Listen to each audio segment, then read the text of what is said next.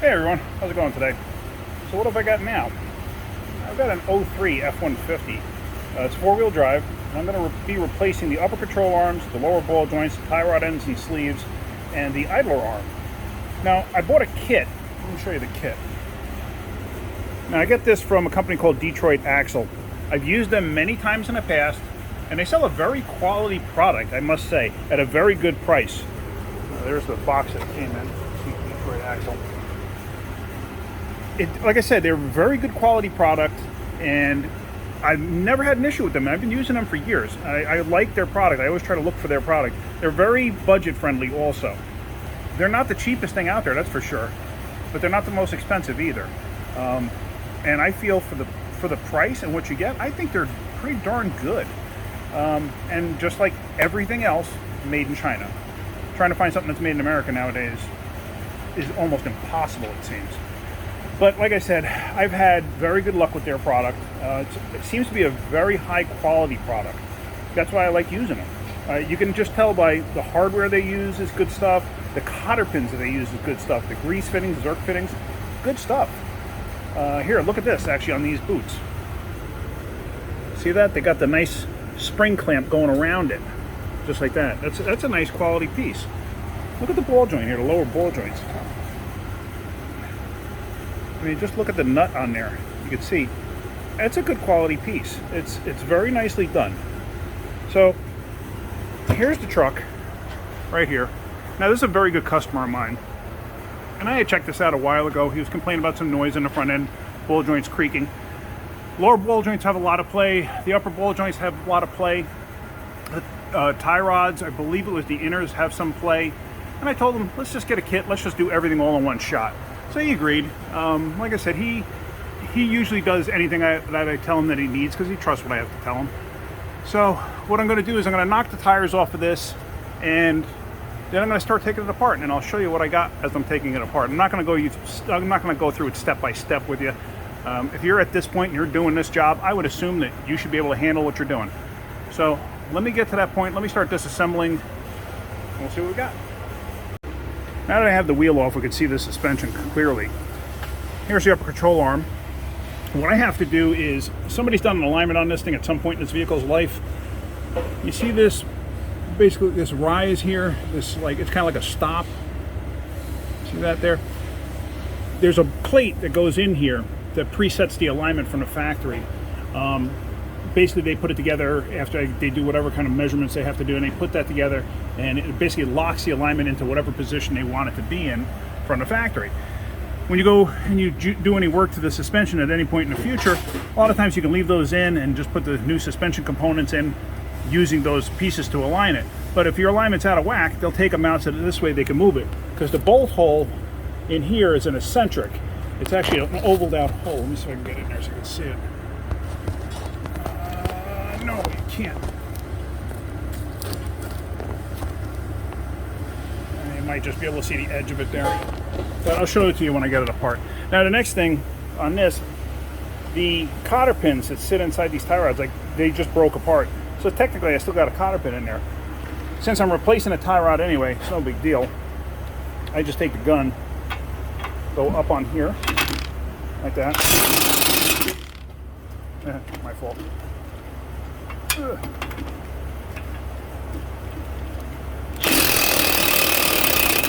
And just zap it off. Who cares? You just leave the cotter pin in there. So now I can knock the tie rod out, and what I'm going to do is I'm going to take the rotor and caliper and everything else off, because I'm going to take the knuckle completely out. So let me just start with doing that. What I'm going to do is I'm going to make some kind of a witness mark on here, so I put the alignment back in the same spot, or as close as possible, because I'm going to have to send this thing out for alignment since I don't do them. So up to that point, pretty simple. Knocked the upper ball joint out, basically just took the nut off and whacked that once or twice, and it popped. As you can see, somebody already had that in the service position. They probably tightened it up either when it was on the ground, or they just tightened it up like that before they put the ball joint. So, which you can see the position it's in, which is what I'm going to do with the new one. I'm going to put it in like this and tighten it like this, because you don't want to tighten it with it hanging down, because you're going to destroy the bushings otherwise. So now the nut came off the axle, no problem. Tie rod end came off of there. The ABS sensor's disconnected. So now I already loosened up the nut down there. So now I got to separate that. I'm going to take the whole knuckle completely off. And as you see, I have the caliper suspended from the frame right there. So there's no real tension on the hose there. It's just hanging out there. So, okay, let's get this done. Let's get this knuckle completely off and go from there. Now, one thing I forgot to mention, whenever you're separating suspension components like this, leave the nut on a little bit, kind of like what I did here too. I already separated this. It's already down, but I left the nut on. The reason being is when you separate it and it goes to fall, if you don't have the nut on there and it goes to fall off, it could land on your foot and break your foot. It could fall and damage the piece. Or, depending on how you have it set up and depending on the load of the vehicle and how long the shocks are and everything else, you could cause some damage to the vehicle by letting this thing spring or whatever and stuff come flying out. So just do that, because then you have control over the situation when you actually go to take it apart. Just thought I'd mention that to you. So the knuckle's off. Basically, I took the axle and I just laid it up over top of the sway bar end link just to have it out of the way. And now just so you could see the boot's all torn up on a tie rod. They're making noise. That's an original tie rod. I'm not sure if that's an original ball joint, but as you can see, the boot's torn. This one did have play to it, and you can see there it's falling apart. So to get the ball joint out, you got to take this big retaining clip out right here. Basically, it's a snap ring rather. You get a pair of snap ring pliers in there, separate that, and it'll come off. Sometimes you might have to hit it with a chisel to basically move it around a little bit to free it up, because sometimes you get totally stuck in place. Now, a lot of these too, on these vehicles, there's so much support on that lower control arm, and it's cast iron. It's basically supported by the shock, supported by the sway bar end link. It's rigid because of the torsion bar and the way it's mounted and everything else. A lot of times you can take a big ball peen hammer and nail this thing really hard and it'll fly out. So what I'm going to try doing right now is I'm going to get this clip off, see if that comes off relatively easy, and then I'm going to smack that thing with a ball peen hammer and see if it just flies out. So that didn't come off as easily as I thought it would. So now I'm going to take a punch, because it's basically stuck in place. So I take a punch and I try just like that to break it free. See, now it's actually moving. So let me put these down.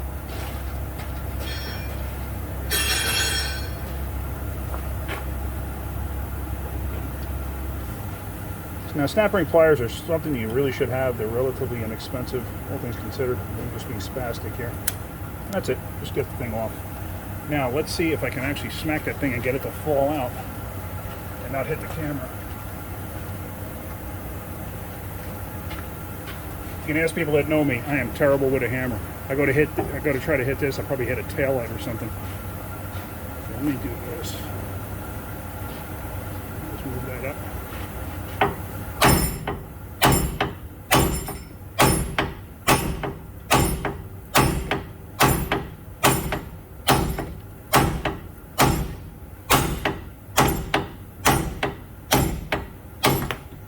There, that's out. So now, but to put it back in, obviously you don't smash the daylights out of it. I just do that instead of setting up the press. So now, to put the new one in, obviously I'm going to have to use a press. Back. There's my ball joint press. Now, this is a snap-on. Obviously, you don't need a snap-on if you don't do this for a living. I do this for a living, so I have a good quality piece. I've had this thing for, I don't know, 15 years. It was ungodly expensive, but it was well worth it. It's paid for itself multiple times over. It's a very good piece. Here's the new ball joint. These are pressing cups. You have to figure out what you need to use. A couple of things you have to assemble together, because this has to go through and not hit the stud in there. So that's going to press it up, and this is going to be a receiving cup to accept the top, because it's going to have to stick out for that groove to go through and catch, so I can catch the clip on there. So let me get this in here and going. So basically I have it set up like that, and now what it's going to do is it's going to press the bottom up inside there. And like I said, the top cup is just a receiving cup. So now you want to make sure that you're getting everything centered. So now when I put the gun onto this thing up top here, when I put the gun on there, it'll actually tighten that thing in and squish it in place. Let me grab my gun. All right, so my gun's ready. Let me get that on there and let me start to tighten it up, and it should drive it right in place.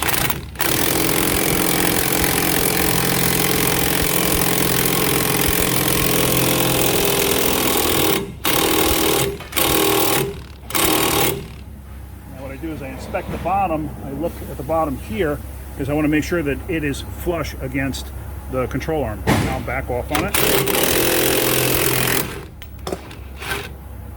And now, let's take this off.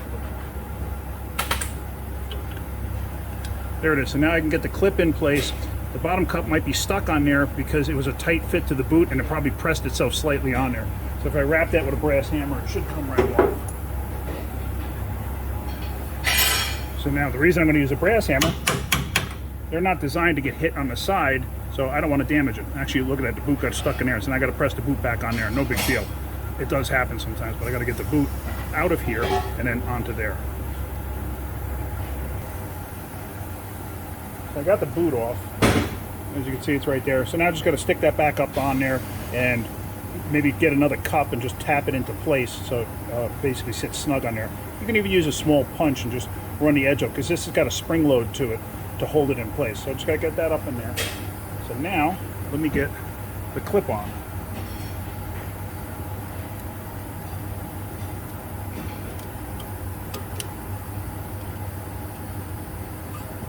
And that's pretty much it. Clip is on. I got to put the Zerk fitting in. Now I'm not crazy about the Zerk fittings that they give you with these ball joints or any of them. Because to me they're kind of hard.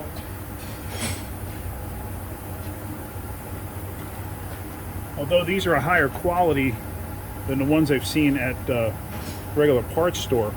But anyway, so you got to screw this in, and you got to figure out what position do you want the fitting to be in, forward, backwards. I prefer forward. I just don't. I've never been a fan of them, only because they stick up so darn much.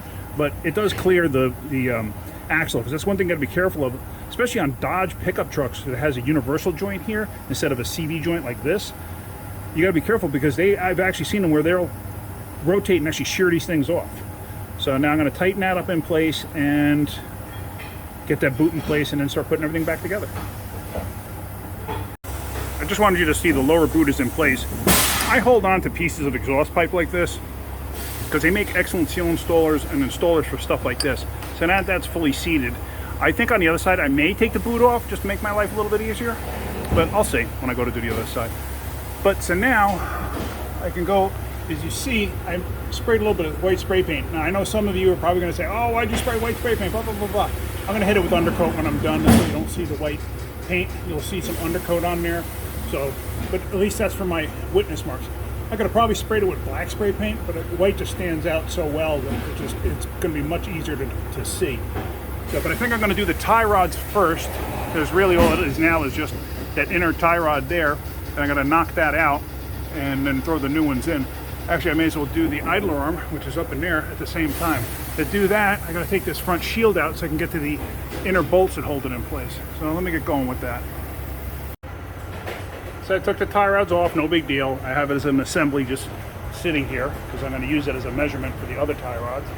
And I popped the end off of the idler arm right there. You see that? So now it's really simple. It's only 2 bolts that hold it into the frame. So I'm going to zip those out and take the whole thing out. And this thing does have play in it. Kind of hard to see, but it's got up and down. You can actually hear it. Now, imagine a load of a 5,000-pound truck on it, and that's just me using my fingers. So that added to the noise. So anyway, well, it comes with the kit anyway, so it's really not a big deal to change. So let me get that out. Like I said, it's only 2 bolts. That comes out, put the new one in. Not a big deal. Now, one thing you want to make sure of when installing an idler arm, sometimes this mounting surface is offset to one side. And it might be, see how it's centered on this?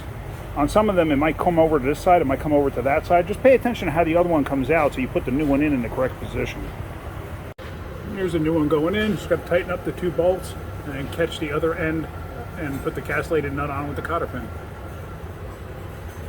One thing I wanted to point out on a vehicle like this, if you use a sway bar as a reference, look at the drag link, the center link there.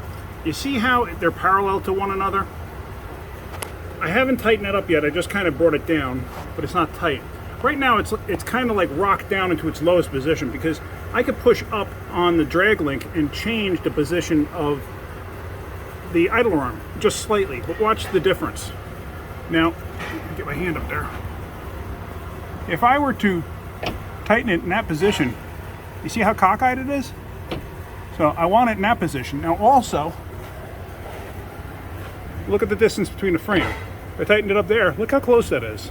That's close. So pay attention to that. You see how much that thing moves? That's a lot, but it's the factory one does the same exact thing. So, but I don't know the reason for that. I guess it's for geometry reasons, maybe? But yeah, once you tighten that up, just make sure that you're parallel to the way it should be. You know, basically parallel, like I use the sway bar. I think it's a perfect reference, but as you see in that position, it looks pretty good all the way across. So yeah, you don't want it like that, because you can see how cockeyed that is. So let me tighten it up there, and that should be good to go. Now, one thing to consider when installing the tie rods, there's a left and a right inner and outer tie rod. A lot of vehicles might have the same outer tie rods and the same inner tie rods. This vehicle has a left inner and a left outer, a right inner and a right outer. And as you can see, right there, it's marked left. But I looked up the part number to make sure which was the inner, which one is the outer. You don't really have to do that. The grease fitting goes to that end. That's usually an inner. And it's on that end, it's usually an outer. Now you could take two inners and screw into this, because this has left-hand thread. See that? That's a left-handed thread. So you got to be careful so you don't accidentally put two lefts on one, two inners on one side and two outers on the other side, because if you did that, it would work. It'll screw in that, but the lengths, see the length of the actual arm here, or the rod there, it's different than the dimension there, or the length there. You can also see, if you look at the shoulder here, there's barely any shoulder. Here there's a lot more shoulder. So could you do it and make it work? Probably. But then again, trying to get to a grease fitting sometimes might not be to your advantage. So just try to do it the right way. So now I know that that's left, and I know that this is the inner, so I'm going to install that and put that to the inside. I'm actually going to put the grease fitting in now before I install it. This way I don't have to worry about it later. And there the upper arm is out, and as you can see the slots, how large they are. So you get quite a bit of movement to adjust the camber and caster. So I want to try to set it up back to where it was before, at least get it close for the alignment shop. Also, I hate it when I used to work in an alignment shop and people would bring stuff in and it was all willy-nilly all over the place. That would drive me insane. At least try to get it close. At least when you get it close, I've actually done it. I've got it close and put it on an alignment rack and it was dead on. So, you know, I'd rather do it that way. Now, one other thing, here's the arm right here. There is a left and a right. So make sure that you have the right arm to go in place. Luckily, on these, they actually mark them left and right. A lot of arms, they do not. It's actually, I'm sorry, I'm looking at that left hand and right hand. LT is the part number. RH is what I'm talking about. They actually stamp it right into it, or actually mold it right into it, because this is a cast iron arm. So yeah, ignore that LT. That's not what I meant. So, but yeah. So there you see that. So now I'm going to lay this in place, and like I said, I'm going to tighten this thing up in the relaxed position, not in the hanging down position. Basically, I want it at ride height. Now with the arm up in place, it's still loose, so I'm going to tighten it up in that position like it was before, like just kind of like that. But also, it's going for an alignment, so when it goes for alignment, they're going to have to loosen that stuff up anyway, so they'll wind up putting it in the right position regardless. But I just like to do that because, like I said, otherwise you're going to destroy the bushings, because you tighten it up like that, and then all of a sudden you got to press it up like that, you're just twisting the bushing. Premature wear. Not worth it. Make sure you put the bolts back in the right way, the way they were facing before, because if you don't, you're going to lose your witness marks, or you're going to change your witness marks. So let me get those in and tight, and then we can put the spindle on. So there we go. The arm is in place. It's tight. I got the grease fitting in, Zerk fitting, whatever you want to call it. On the lower one, I had to put this fitting in that position. That's the way it tightened up. It will not. There's no way I can spin that anymore to get that tightened up. And you do not want to install that with the Zerk fitting in place, because there's a very good possibility of snapping it off. So now I got to hang the spindle knuckle back in place. And let me see if I could film that while I'm doing it. All right, let me try this and see what happens. What you always want to do is you want to have yourself ready. Let me see if I can't figure out where my nut is for my lower ball joint. I'll leave it over on the workbench.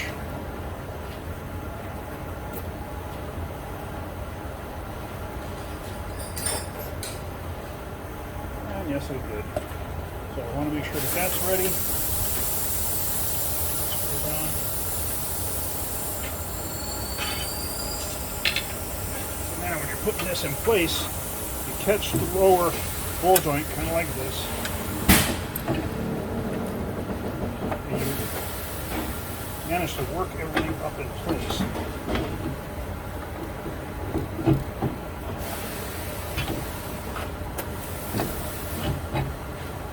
Now, catch the ball joint. Now you can leave it alone and you don't have to worry about it. So then when I go to catch the upper, what I'm going to do is I put a pry bar in against the upper control arm and the shock tower, and that should allow me to do what I need to do.